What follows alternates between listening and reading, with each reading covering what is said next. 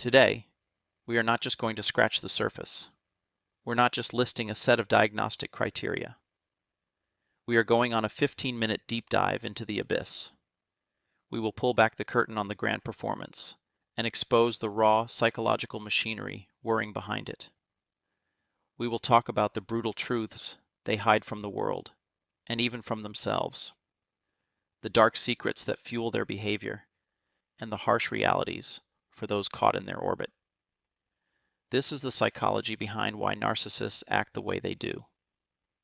What we first encounter is the fortress, an imposing, shiny structure designed to command respect and admiration. This is the narcissist's public persona. The superiority delusion. At its core, the narcissist harbors a profound, unwavering belief in their own superiority. They are not just confident. They are convinced they are fundamentally better, more special, and more unique than others. They believe they are destined for greatness and can only be understood by, or should only associate with, other high-status people. This isn't just an act. It's a deeply ingrained delusion that forms the very foundation of their identity. The insatiable hunger for supply. A narcissist's ego is not a self-sustaining entity. It is a black hole that requires constant external validation. This is called narcissistic supply. Admiration, praise, attention, compliments, even fear and envy. These are the fuel that keeps their fragile sense of self from collapsing. Their relationships are not about connection. They are about extraction. They are psychological vampires, and you are their source. Without a steady supply, they experience a terrifying inner emptiness and often fly into a rage. Narcissists operate under the belief that the world owes them. They expect automatic compliance with their wishes and preferential treatment without having to earn it. Rules are for other people. Cues are for other people. Your boundaries are inconvenient suggestions they feel entitled to ignore. When you fail to anticipate and meet their needs, they don't see it as a simple disagreement. They see it as a profound injustice, a personal betrayal. They inhabit a rich inner world of fantasies about unlimited success, power, brilliance, beauty, or the perfect, adoring love. This fantasy world is their safe space, a buffer against a mundane or disappointing reality. Any fact, opinion, or person that threatens to prick this bubble is met with extreme hostility, because you are not just questioning their story, you are threatening their entire world.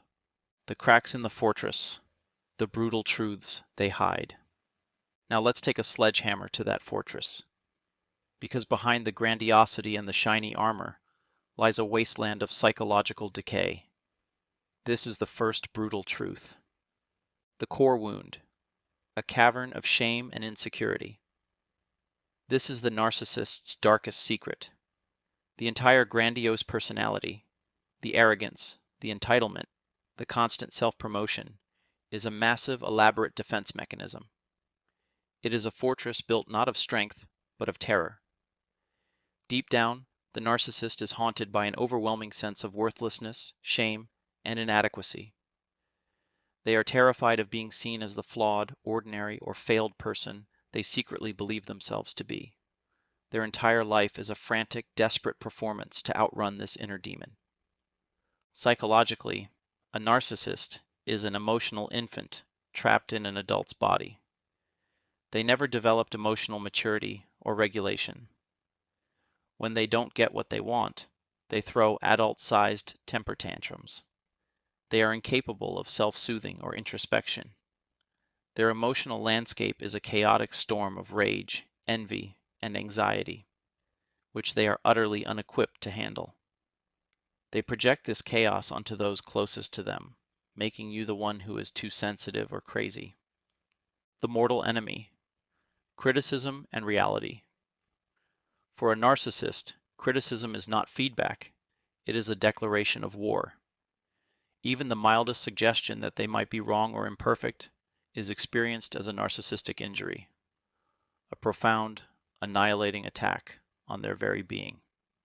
It threatens to shatter their carefully constructed false self and expose the festering wound of shame beneath. This is why their reaction is so disproportionately aggressive. They will lash out with rage, contempt, and cruelty to destroy the source of that criticism and desperately reestablish their superiority. The covert victim narcissist. Not all narcissists are loud and grandiose. Some are covert or vulnerable narcissists. This is a far more insidious form. They gain supply not through boasting, but through victimhood. They present themselves as perpetually misunderstood, unlucky, and unfairly treated by the world. They weaponize pity and guilt to manipulate you into serving them. But make no mistake, beneath the cloak of vulnerability lies the same arrogance, entitlement, and lack of empathy. They believe they are so special that life's ordinary hardships shouldn't apply to them. The darkness within, collateral damage and destructive tactics. This is where we explore the real danger a narcissist poses to others. Their internal brokenness inevitably spills out, creating a toxic and destructive environment. The empathy void, a psychological black hole. This is the most defining and dangerous trait. Narcissists lack genuine empathy. They cannot feel or truly understand the emotional state of another person. People are not seen as human beings with their own feelings and needs. They are seen as objects, tools, or appliances. They are extensions of the narcissist, existing only to serve a function, to provide supply, to regulate their ego, to make them look good. This is why they can be so cruel, so dismissive, and so callous. They are not choosing to ignore your pain. They are psychologically incapable of registering it as real. The master of manipulation and exploitation. To get their needs met, they become masters of psychological warfare. Gaslighting. They will systematically distort reality to make you doubt your own sanity. That never happened. You're imagining things. You're too emotional. This is a tool to maintain control and avoid accountability. Projection. They take their own undesirable traits, their dishonesty, their infidelity, their rage, and accuse you of them. This deflects blame and paints them as the innocent victim. The cycle of abuse. Their relationships follow a predictable, destructive pattern. At first, they shower you with intense affection, admiration, and attention. It feels like a fairy tale. But this isn't love. It's a tactic. They are studying you, mirroring you, and making you addicted to their validation to secure you as a source of supply. Once you are hooked, the mask begins to slip. They start to criticize, belittle, and demean you.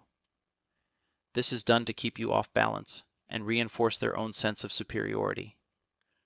You spend all your time trying to get back to the love bombing phase, unaware that it was never real.